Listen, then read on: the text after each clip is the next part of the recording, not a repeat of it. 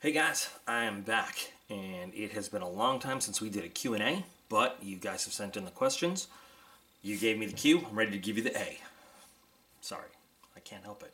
It's just who I am. So, we've got, I think 11 questions to go through in this one, which is pretty good.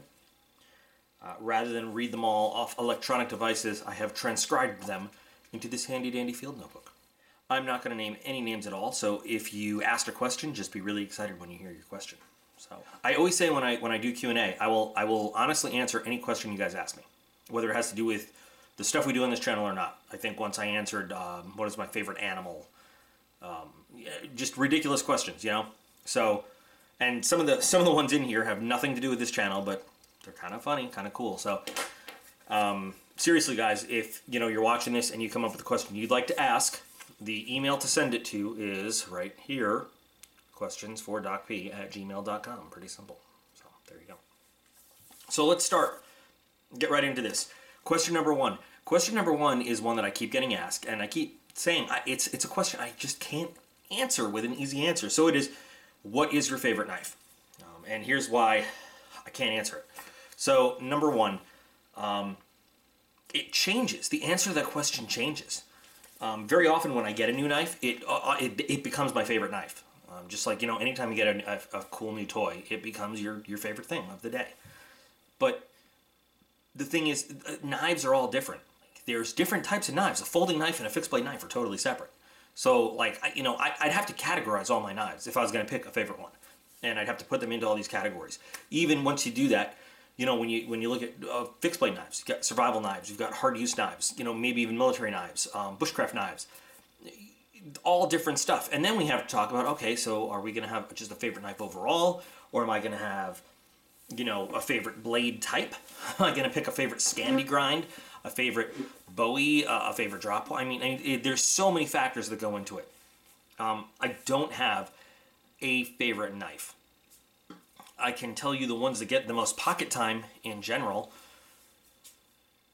but it doesn't mean it's my favorite. I've got ones in the collection that I absolutely am totally enamored and am in love with. I just don't carry them around for various reasons. So the knife that really gets the most pocket time right now is this guy right here. This is, hi PETA. Yeah, you like it, PETA? This is the Perpetua. It's put out by Mousedrop. It's runoff, produced by Millet, and designed by TJ Schwartz. And I've shown it on the channel a few times. I did a whole unboxing, and I've carried it extensively. In fact, I'll put the link to the actual unboxing video, in the video description in case you want to see it. It's not my favorite knife, but in terms of weight and materials and edge retention and amount of maintenance required and size and everything, it so happens that it gets pocket time. It's a great knife to carry around. It's not my absolute favorite, but so that's what I'm saying. It's really almost impossible to say this is my favorite knife. It would be like saying this is my favorite child. You're never supposed to do that. Even though some of us probably do have a favorite child. I'm not saying I do, but it happens. But it really there's so many factors. So I couldn't actually pick a favorite knife, but this is the one that's getting the most pocket time these days, since I got it, in fact. And, you look at the channel, you look at the date this video is posted, I've gotten a few, quite a few since then, too. So there's answer on number one. Thank you for the question. Number two is a good one. It's a really good one. Why are you so mean? You complain about everything, and you're mean to people. I'm sorry, but you're kind of a dick. Well, yeah, no shit. In fact, I have a whole video called Why is DocP Such a Dick? I'll put a link to that video in the video description too. I know I'm a dick. But the thing is, here's what, we live in a society today where people are told, for some reason you're just supposed to be tolerant and accept everything handed to you and never complain. That's bullshit. When you spend money on things, you are the consumer. You have every right, and there should be an expectation that you will complain about things that are not up to your standards. Why should you, when you're spending money, and I assume that, when you make money, you're working for it, it's not just handed to you, right? when you are taking that money and you are spending it on something and it does not meet your expectations, it is absolute insanity to think that you should just quietly go about your business and be happy and thankful and grateful for whatever crap you get. If you go and you buy something and someone literally shits in the box and hands it to you and takes your money for it, and you're expecting a good product that you're buying and you open it up and there's literal shit in the box, would you just be thankful and say like, well, not everybody has shit in the box. How lucky am I? No. You complain about bad things. That's how companies know they can't do that anymore, and they fix things. It's insane. The same people, I'm sure, that tell me you complain about things that you buy and you don't like are the same ones that go to all the protests, all things about political stuff. And, okay, I'm not going to get off on that tangent. Hi, Petey Kitty Cat. I never complain about Petey Kitty Cat. As for being mean to people, look, here's the deal. If you comment something, I don't care if you say, hey, I think that you are 100% wrong and here's why, but you want to have an intelligent, logical, polite discussion, I'm all for it. I will respond to a comment in the spirit with which it's left. So if you say something, number one, if you say something that's completely stupid, like it's apparent you didn't even understand the video, I'm going to call you out on it. Because there's a way to say, I think it is my opinion that knife box sucks. Great example. And some people will say, you know, hey, I don't agree with you. I think the knives are pretty cool, but, you know, thanks for putting up a video. A valid opinion. That is stating an opinion. To say you're an asshole and you suck because those knives are sweet, well, that's not stating an opinion. That, like, you know, that's entirely different. I guess it is stating an opinion, but you're opening yourself up for doucheness coming back. Now, I am not angry when I respond to these things. In fact, I'm usually, and I'll admit, it's completely immature, I'm giggling like a little school kid going, oh, this is going to be so much fun. I'm usually having fun. And on the Discord server, we love looking at the stupidity and seeing how far we can get people going, and naming people douche canoes. I actually love getting trolls going. I don't have a single angry bone in my body about, you know, negative comments towards me. Unless, you know, you write something nasty about the boys, I'm just going to block you. I'm going to say, you're an idiot, and I'm going to block you. Because I won't tolerate you talking bad about my kids. They don't deserve it.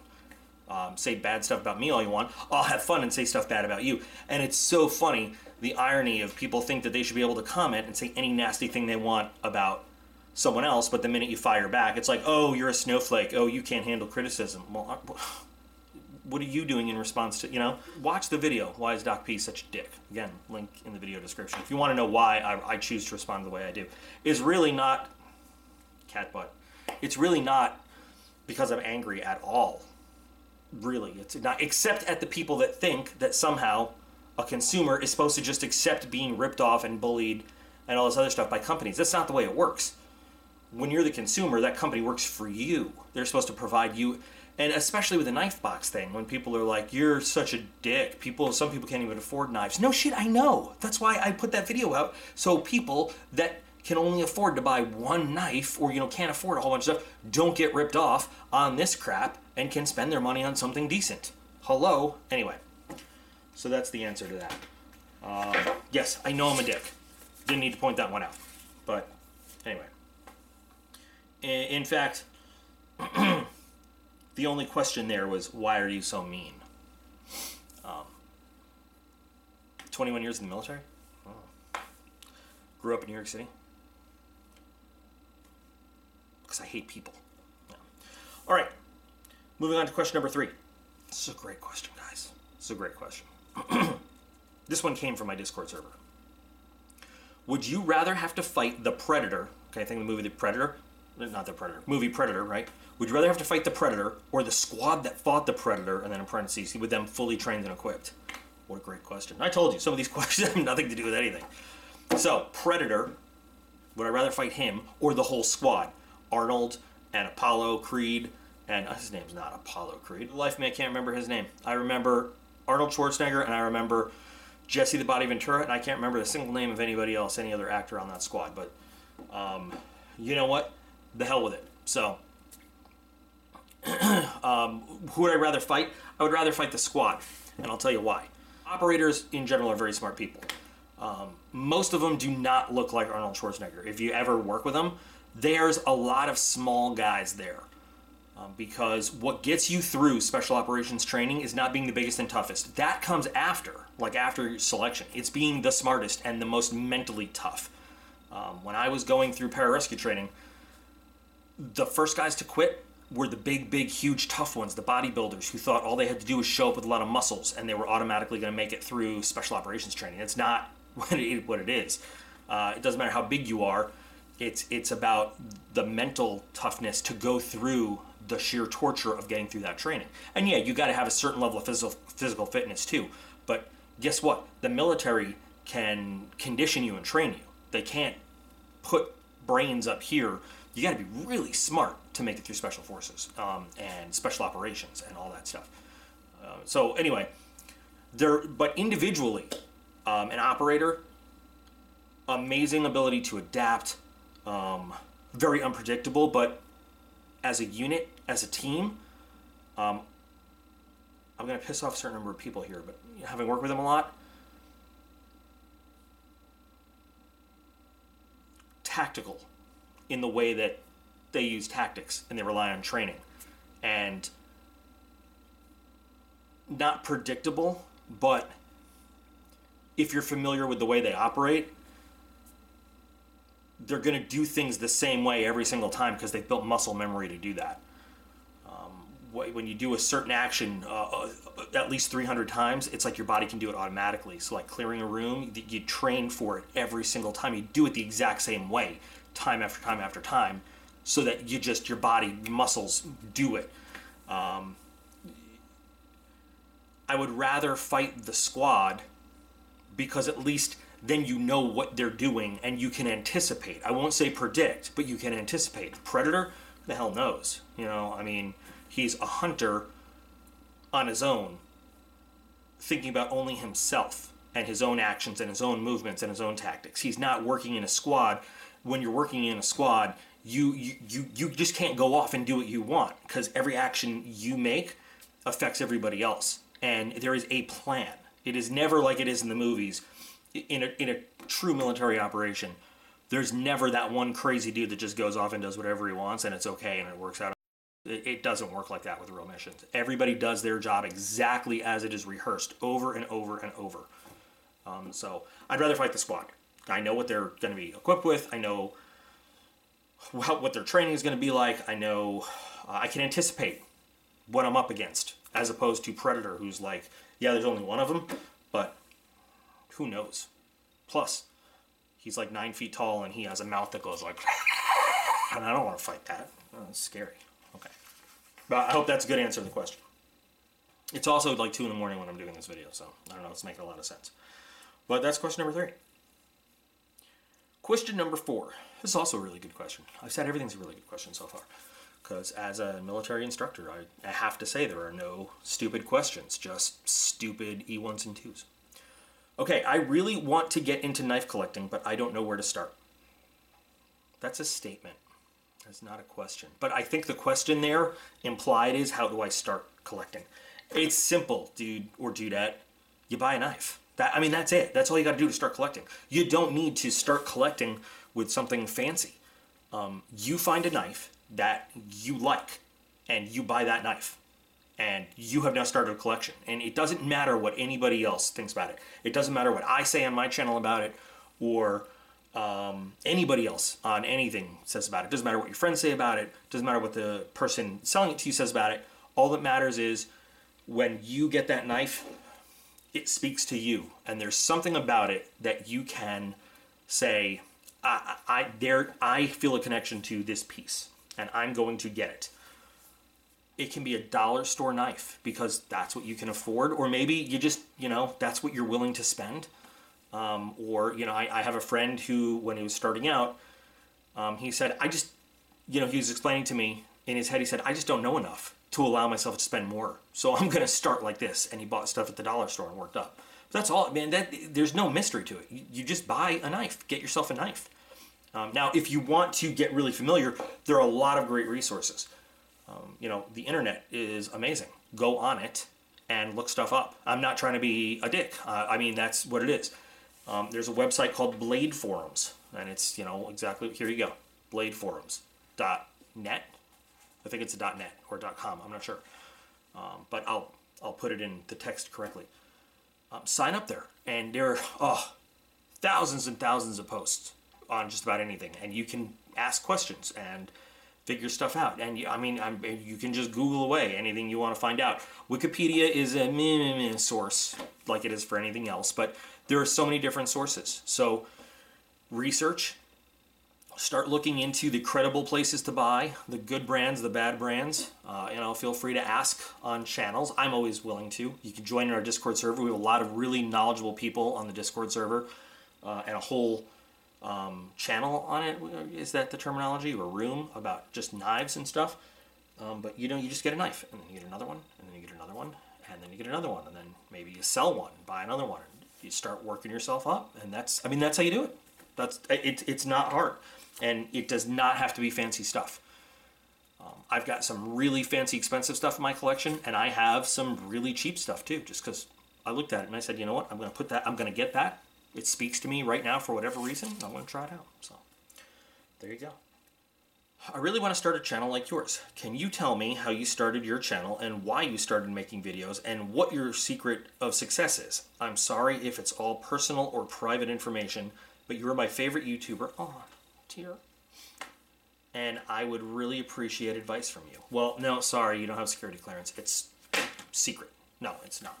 I am happy to share this advice with anybody. And this is another one, man. I think I put this one also in a video about, well, kind of, sort of. You know what? Don't worry about it. So, okay, so the first thing is, do you want to, okay, so I'm going to ask this question rhetorically, of course, but whoever asked, you know who you are. You answer this question. When you say start a channel like mine, do you mean like you, like me, want to have a channel, or you want to have a channel that is like mine? Because those are two different things.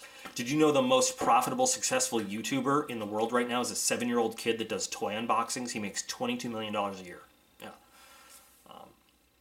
So you got to figure out what you want to make videos of, first of all. The secret of my success really is, okay, so let's go back. So how did I start a channel? How you start a channel is pretty easy, man. You start a channel. You probably already have done that. Sort of. You have a YouTube account, right? You have to have a YouTube account to be watching videos, or maybe you don't, but I mean, you sign up for a YouTube account, and then you can start uploading videos, and that's all it takes. Now, if you're going to try to make money off of YouTube, I'm going to let you read up on the partnership program. It's not as easy as it once was. It used to be you make a video, you upload a video, you click the monetization button, and bam, you can start making money on it. They've changed stuff a lot, so you need to look into that. And, YouTube will provide you all that information. But if you want to get to that point, you need to start uploading videos. So make videos, upload videos. They can be simple videos. And there are some really successful channels where they have very simple videos, no editing, all one shot on, a phone, and more successful than my channel. And, I use an actual, HD video camera, and I have editing software and all this other stuff. That's just the way I like to do it. That's me. You can do it however you want. But you've just got to figure out what you want to do. You got to figure out how you want your videos to look. Like, what is your thing going to be? I have kind of it took me a while to figure out how mine was going to be, but mine is always a standard format. Hey guys, I'm back. Here's the way I do my videos. Here's the way I end my videos. I have it's just, I think people would say that when you're watching one of my videos, it's my video. You need to figure out what your videos are going to be. They should be your personal videos. You can emulate styles from other people, but make it uniquely yours. And that's it, man. There's no secret. Interact with your viewers as much as possible. One of the biggest compliments I get all the time is that people tell me, like, wow, you're the only YouTuber that answers people a lot and stuff. And I do that because I feel like without the viewers, a channel is nothing at all. A channel is like a glorified public photo album. If you're not, without viewers watching it. I don't understand. Now, I get it. People with really big channels might not have time to do that. But I really do try to at least one day a week go back and look through as many comments as I can and answer as many as I can. I really do, because, you know, your viewers are your channel. They are everything. And find out what they like, find out what they want to see. You know, you should also be doing what you want, but that's why I entertain requests and ideas and stuff. I've gotten some of my best videos, some of my most successful videos, from listening to the viewers and saying, what do you guys want to see on the channel? Because obviously that's what they want to see, that's what they're going to watch. Talk to other, you know, once you start making videos, talk to other creators. And I can't say that I'm really good friends with any of them, but there are some that I talk to fairly regularly, some that I talk to every once in a while. But I don't want to name drop here, but, you know, I'm a big fan of, I say his name all the time, Video Addict's channel. And now and then, me and him, when there's something sketchy or something weird with boxes, we'll go back and forth together and be like, hey, what do you think of this? Hey, did you get this? Hey, did you see this? And we'll work it out together. And never are we like, are we standoffish? You know, like, hey, we're competitors. We're not. We're members in a community together. I'm putting words in his mouth. This is the way I feel, and I have a feeling he's a really good dude. He probably feels the same way. When we work together or help each other out or give each other information, it just makes the whole community better, which makes our own videos better and brings more viewers to everybody. Like, and I'm sure there are people that are very competitive about it, but I have not to this point. JD's Knife Life, Patty's Potato Peelers, another great channel, by the way. I love watching his stuff. And I'm not trying to advertise people or leave people out. I'm just saying, from all the other creators I've talked to, it's always been a constant spirit of helping out and collaboration. So feel free to ask for help when you want help, and just make videos, man. Just experiment. Just see what you can do. Don't be afraid to fail, and then fix it and move on. Now, the last part of the question is, why did I start a channel? My channel started because I was interested in starting off years ago, doing custom knife work, and my very first video was just asking for help. I will put a link to that video, because you watch the difference between that video and this one. I was actually deployed in Afghanistan at the time when I made that video. I wanted to show what I was doing and see if anybody had suggestions or help. And guess what? Nobody watched that video for like months. And I was like, okay, but you know what? I just said, I'm going to keep putting these videos up as I go, because sooner or later somebody might see them and might be able to offer me help and advice. And it did happen. And not only that, people then started subscribing to watch the progress of these knife skills that I was working on. And I guess it was kind of a novel act, a novel thing that I was doing them with bare bones tools in the middle of a deployment in, you know, an undisclosed location in Afghanistan. But that's how I started my channel. I didn't start my channel doing all this at all. It wasn't really like that. I was watching, if you guys are familiar with Tough Thumbs, now he owns a knife company called Tough Knives. Once upon a time, he did all these custom modifications and custom scales and everything. And I was watching his videos and I was mesmerized and I was in awe. And I really, you know, still to this day, when I'm doing a custom work on a knife, he's still in the back of my head. How would Tough Thumbs do this? And I really just wanted to try it so bad. And that's how my channel started. I mean, way, way, way back in... my first video was maybe in 2012. And then my channel had... something happened, my channel got deleted in like 2014 or 2015. I had to start it again. And re-uploaded a bunch of the old videos. But that's how it happened, man. So just go for it. Just go for it and ask for help when you need it. And, you know... You are the secret to your success. You figure out what makes your channel go, but in order to do that, you got to be willing to take chances and fail and then recover from it. So, I hope that answers your question. You know, I hope it helps. All right, question number 6. I always love these questions. I'm enlisting in the military after graduation, and I'd like to know what advice you wish you had before you joined. Thank you, and thank you for your service. P.S. Which branch do you think is the best? Well, I'm gonna do the last question first. We will. I mean, obviously, I spent most of my service in the Air Force, but not like Big Blue, you know, flying Air Force. You know, like different kind of Air Force than you know. In fact, not many people know what goes on when we say a ground combat coded unit in the Air Force. It's kind of funny because people will assume we just work like fueling planes or whatever, but We actually had, I think it was a 2-star general doing an inspection once in an exercise and saw us doing what we were doing out in the field alongside the Army. And he actually said, "Are you guys in the same Air Force I'm in?" And we just looked up at him like, the answer was a very polite, "Affirm, sir."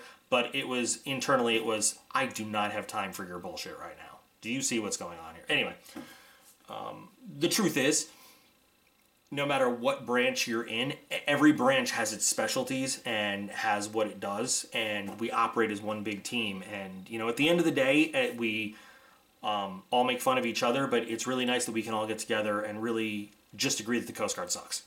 No, I'm just kidding. Coast Guard does its job too. And the Coast Guard actually, has a 100% full-time job, whether we are at peace or wartime, whereas they're under Homeland Security, everybody under Department of Defense.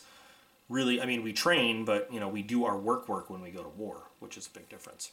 So which branch is the best? Well, find the branch that has the job you want to do. That's what I'd say. And that's the best branch for you. And that's going to rely on a little bit of research from you, to do that. Okay, so what advice do I wish I had, or what do I wish I knew when I went in? So number one, recruiters get paid to lie to you. And, sorry, I'm probably making enemies here, but a recruiter's job is honestly to do what they have to do to get you to sign the paperwork, to go through MEPS, to get enlisted in the military. They're not your friends, they're not your buddies, and they will act like you guys are best friends, and that you're the coolest person they ever met to get you to sign the paperwork. So, number one, you are your only advocate when it comes to enlisting in the military. You have to do research. You cannot just be spoon-fed information, because it's not always going to be right. And sometimes the recruiters are just telling you the truth. Like my career field that I was in, they had an outdated description of it when people that I supervised, my troops, would tell me what they signed up for. Like, dude, that hasn't been the description of our career field. In fact, they had the name of it wrong. We weren't even called that anymore. Like from 5, 6, 7 years ago. All right, so number one, do some work. Find what you want. Now, there are a lot of really awesome jobs in the military that are very exciting, and you get to go be G.I. Joe. Most of those jobs do not give you training or any skills that you can take out of the military and put to work in the civilian world. There are a lot of jobs that they will train you, and the day you get out, like you get discharged on a Friday, Monday morning you have a job making 2 or 3 times what you made in the military doing the exact same thing. Decide what you want to do, what makes you happy, but look into some of these jobs. Pick your job very carefully. There's no guarantee that if you don't like it, you're going to get to change it. Sometimes you get to cross-train or reclass, whatever they call it, depending on what service you're in. Sometimes if you don't like it, you're just stuck. That is it. You're done. So picking your job is very, very, very important. Doing your own research is very, very, very important. And once you're in, you're going to have a lot of people that tell you never volunteer for anything. My whole time in, very rarely did they ask for a volunteer for a real shit assignment. They usually picked people that they really didn't like for the real shit assignments. They asked for volunteers most of the time for decent stuff, if not good stuff. Work hard, do your best, and above all, if you screw up, just own up to it. Go to whoever's in charge and say, "I screwed up. I don't want you to have to chase me down, so here I am. Here's what I did wrong. But look, here's how I'm going to fix it in the future." And let me tell you something. I got away with stuff that was crazy because there's so many people that will go so far to try to hide the truth or try to avoid taking responsibility that, when you come to them as a mature person and you say, "I screwed up, but I know what I did wrong and I know how to fix it, and I'm going to make sure that it doesn't happen again, and I'm going to make sure everybody else knows too, so that they don't make the same mistakes." It's very impressive to the military. And look, this question, I could answer it for hours. 8 years in the Army and 13 years in the Air Force, I've learned a lot, we'll say. But just going in, that's what the advice I would give you. And listen. When you're a brand new troop, listen. If you have to ask why, if you're told to do something and you really want to know why, there's nothing wrong with that. Do what you're ordered to do. Come back later and say, hey Sergeant, hey sir, hey ma'am, listen, I completed that task. Can you just explain why we were doing that now? Because I'm a little confused. There's a time and a place to ask why, and it's usually not right when the order is given. Okay, enough said. I'm new to sharpening my own knives. And don't laugh. There are a lot of people that have never sharpened their own knife before. A lot of people will take a knife and will use it to the point where it becomes completely dull and never sharpen it. Anyway, there are a lot of options of stones and other sharpening tools. Would you recommend stones or diamonds? And could you explain why, please? Great channel. Okay, so thanks, number one. Because we've already established I'm a dick, I'm going to correct some terminology here. I think what you're talking about, what you mean is to say whetstones or diamond stones, not stones or diamonds. I think I get what you mean, but let's just be very correct when we're talking about this stuff. So we've got, really we classify stuff as whetstones, right, or water stones sometimes, or we've got diamonds, but we still kind of call them diamond stones. Sometimes call them, well, nobody really calls them diamond plates, but I've heard them referred to as that. I would recommend, if you are starting out, you use a good old-fashioned whetstone. The reason being, it's more conservative in the amount of material that it removes, as opposed to a diamond stone. Diamonds are awesome. They take metal off the blade, and they let you put a really nice razor's edge on, but if you are unfamiliar with sharpening and you jump right to using diamonds, you can destroy that blade. So I would say, I hate to keep saying this, I got a video on this too. So I did a 2-part video on sharpening. The first whole part of the video is on different sharpening items, and then the second video is all about how to sharpen. So I will put a link to that video as well in the video description on choosing your sharpening tools. But I talk specifically about diamond stones and whetstones and a little bit the difference between them. But the bottom line is that whetstones are stones, whether they're artificial stones or natural stones, and diamonds are industrial diamonds that have been molecularly bonded to metal plates. Diamonds are much more aggressive when it comes to taking metal off. So you have the potential to do some real damage to your blade if you don't really know what you're talking about, just removing way too much metal and messing that up. So I would recommend starting off with a whetstone. And go ahead and watch the video in the link, and it will kind of talk all about other options that you have for that. That's a really good question, something you really want to look into before you start messing with it. Do you ever turn down offers to review items? Yes, I do, as a matter of fact. So I do get offered a lot of things. I get offered some crazy stuff sometimes, and I will only show you guys things that I think go with the theme of this channel, or things that I really think you're genuinely going to be interested in. And I will not show you an item that I really believe is going to be a real ripoff unless I'm showing it to you by way of saying, I think this is a ripoff, you should stay away from it. Like Knife Box Sucks video. Always use that as an example.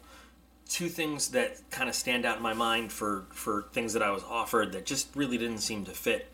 One of them was a kitchen knife sharpener, and it was the kind of thing where it sits and it's got the the angled sharpeners. I just don't really like those. I don't believe in them. And it just, honestly, it didn't look like really good quality. So I just didn't, I said, thanks. It doesn't really work with what we're doing. It's a kitchen tool. It's not nothing you would take out in the field. So I didn't do it. And the other one was a perfume bottle hidden camera. USB hidden camera thing. Has absolutely nothing to do with what we do on the channel. But so I said, hey, thanks. Looks like an interesting product. It's just it's not what we do here, but good luck to you. So I turned down for every item. I'd say for every 5-6 items that I am willing to look at and review, there's probably one that I turned down. That seems like a good ratio, 5-to-1. I can't think off the top of my head, what is the craziest thing I turned down, but it happens, a lot. Flashlights, in fact. The standard 3-mode, bright, dim, flash, and then the top zooms in and out. You're going to see a perfect example of it. Either you have already seen it in the December Battle Box, the blue camouflage flashlight, or you will see it when it comes out. I get offered different ones of those all the time, different brand names in it and stuff, and I'm just like, no, thanks. No. So, yeah, I do turn down things a lot. Number 9. What is your best military mission? Okay, so I'm not sure how to answer this one. So after 21 years, there have been a lot of different things. And, the word mission means different things in different branches of the military. And even within the same, within one branch of the military, the word mission can mean different things to different units, different types of units. So I'm going to answer this the best I can. And when this person asks me, what is your best mission? I don't know, how do we define best? So what I'm going to do is I'm going to tell you what is the mission that I took part in, what is the operation I was part of that, to me, I felt the best being a part of, or it was the proudest for me anyway. In 2006, we were in Iraq. We were just, I want to say, northeast of Baghdad, and we were coordinating close air support, and we had a pair of F-16s that were coming in. We had troops in contact, and we had F-16s doing strafing runs. I think it was one of the last strafing runs in Iraq, actually. I don't know, I shouldn't say that, that's probably not true, but I can't think of documented since then. Strafing is when the airplane flies in and shoots the gun. It's actual gun, not dropping a bomb or shooting a missile. The Air Force says that the pilot lost control, made an error, and crashed. Many people saw RPGs fired at the plane. Let God be the judge to sort it out. Point is, we lost a pilot that day. And that is a hard thing to deal with when you're on the radio, you're on the ground, you're on the radio with the pilot, you're working to bring everybody home safely. And now, first of all, a pilot's voice that you just heard on the radio is gone, and now you've got this whole other thing going on. And they would not let search and rescue forces go and try to recover the body, see if anybody's alive, because we already had an intense firefight going on. It was a big mess. And his name was Major Troy Gilbert. He's a very good pilot, very experienced. So his remains were his body was never recovered, nor was his ejection seat. And he did not eject from the plane when this happened. And it was, that caused an intense reaction from us, a whole separate mission. Anyway, if you flash forward to 2010 or 11,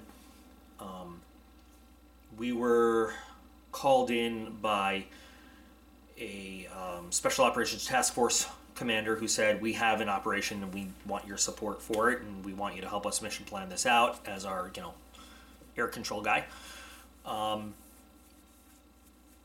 And, several years ago, a pilot was lost, and it took us all this time, but our Special Forces folks have located where we think his remains are, and we're going to go get him. And somebody said, Major Troy Gilbert, and I'm like, excuse me, what'd you say? And so they found several years later his remains, and it was called Operation Happy Valley, which was 3 operations at once to strike all three areas where our intel sources said that we should look for where they might have taken the body and basically just left it. So we had 3 restricted operating zones where we were going to have to coordinate all these different aircraft doing all sorts of stuff with the shooters on the ground, and then coordinate that with one big restricted operating zone that encompassed all of them. And it was a very big thing to put together, and lots of stuff, with us making sure that our operators on the ground had the air support they needed, not just from shooters in the air that were going to actually take out any targets they needed to, but reconnaissance aircraft, jamming aircraft, their aircraft in and out of the assault areas, all sorts of stuff. Very, very complicated thing. And in the end, we ended up being able to recover Major Gilbert's body and give his family that closure. And it was a really big deal for me to be able to be involved in that mission, having been there the day that we lost Major Gilbert, and the powerless feeling of watching this all go down and not being able to do anything on that day. To be there as part of the mission, not only part of the mission, but the mission planning cell, and then to execute, and then to know that we recovered the remains and brought them home to his family. That was probably, what is my best mission? That is my best mission. That was a really big deal for me. There's also, 21 years, there's so much stuff. Little thing called the Battle of Cop Keating that I had a role to play in, and 2 guys on the ground that ended up getting the Medal of Honor out of that. So there's so many cool things that I'm really honored to have taken part in. But I think the closure aspect of Major Gilbert's body coming home and being involved in Happy Valley, that was pretty cool. I'd say that was my best mission. I hope that's what you meant. I hope that answers the question. Okay, so we've got one more question for this Q&A video. I said 11. There's 10. And this is another complicated one. My state has strict laws about spring knives. Could you explain why spring knives are illegal, and what's the difference between spring knives and stilettos? So I think this is another one where I gotta be Dickie McDickenstein and harp on some terminology to make sure we're doing this right. And this it's really important because we're going to talk about some legal stuff. So to get the terminology correct, and I'm making assumptions here too based on the question, so forgive me if I'm wrong. But when we talk about spring knives, I think what we're talking about is a spring-assisted opening knife is the actual thing. So a knife that has a spring in it, and it helps you open the knife a little faster.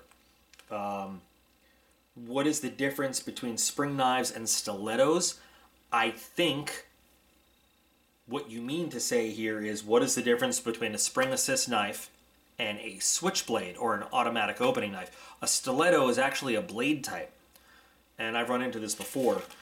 A knife that opens automatically with a button is not a stiletto. A stiletto is a specific type of blade, or type of a knife that you press a button or slide a switch or something and it shoots the blade out. That's not a stiletto. Now, the blade in that knife may be a stiletto shape, but to call it a stiletto is incorrect. It is a switchblade or it is an automatic opening knife.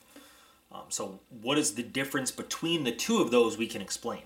Now, I cannot explain to you why spring knives are illegal. It varies from state to state. It even inside the states, it varies from county to county or city to city. Why are they illegal? It's ridiculous that they're illegal. I don't know. I can give you my theories, though. And looking at this question, knowing you're going to answer it. For a long time, a long time, when we talked about a pocket knife, people meant something like this, like the classic Buck 110. And a pocket knife was something that you had to open with 2 hands like this. All right, so that is very different than a spring-assisted opening knife, right? Now, this is a Kershaw Link, right? And this is a spring-assist knife. So there's a spring in it, and when I just move this a little bit, the spring takes over and it opens quickly and with one hand.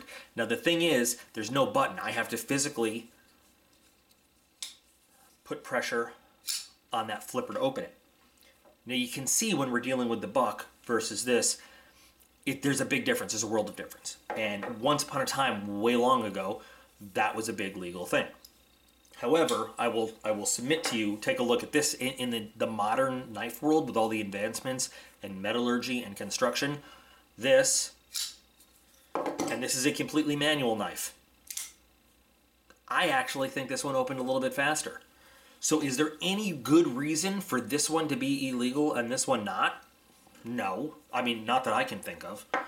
And when you look at switchblades, right, and I don't have one in front of me, I should have gotten one, but I didn't. The difference there is that instead of having to manually apply tension, you just hit a button and the spring opens that up. Honestly, is there any reason for those to be illegal anymore? Are you going to tell me that they're going to open faster than that? They don't. I mean, they don't really. I don't know why they're illegal. I think it's ridiculous that they're illegal. It's stupid. As for the difference, well, we just sort of summed it up. Now, this is another one. I did a whole video on this because I get asked this question a lot. So I'll put a link to this. There's going to be so many links to videos in the video description. But I did a whole video on the difference between a manual opening, a spring-assisted, and an automatic or switchblade opening knife. And I talked about different types and a little bit about gravity knives too in there. They're very important distinctions for legal purposes though, because there are some places where they will charge you with a concealed carry of a weapon, just like as if you were carrying a hidden gun, for the wrong type of knife. You really need to be familiar with your knife laws and know what is legal and what is not. I encourage you to be very familiar with your local knife laws and know what is legal and illegal to carry. But that's why getting the terminology is right, because that's the way the laws are written. You have to really determine what it is it says in there. And those are the 10 questions we're going to be answering in this Q&A video.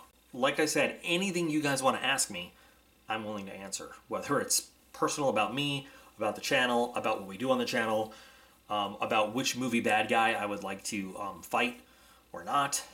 Once again, here it is, QuestionsForDocP@gmail.com. Send me anything you want to ask, and I will answer it. I like doing these because this is, just like a viewer request, this is a chance for me to connect with you guys and to put the content out that you directly want. So check out those links in the video description of all those videos that I said, hey, I've got a video on that. I can't remember how many Q&A videos I've done, but the reason I have those other videos now is from people suggesting and requesting videos and other Q&A questions. So I think that, especially if you're interested in some of the questions that are in here, you'll really like those other videos, like the sharpening equipment, the what's the difference between manual, spring assist, and switchblades. And I like them. I think they're cool videos. You might like them too. Why am I such a dick? Yeah. In addition to the 8 million video links that you're going to find in the video description, you'll also find a link to the Discord server, Patreon page, Facebook page. I might as well put a link to my Instagram in there too. I've never done it before, but I'll put a link to my Instagram in there too. And my email addresses and everything. So I really appreciate everybody who took the time to send questions. I hope I answered them well. If I didn't get the gist of what you were asking, you feel free to just shoot me another email and say, hey, stupid face, this is what I was really wanting to know, and I will send you a personal email, or even, make a video that's just one-on-one and list it as unlisted and send just you the link, and let you know what the correct answer is. So, as always, folks, you're the most important part of this channel. I appreciate every single one of you. You are all absolutely awesome. Thanks for watching, and I'll be back again real soon.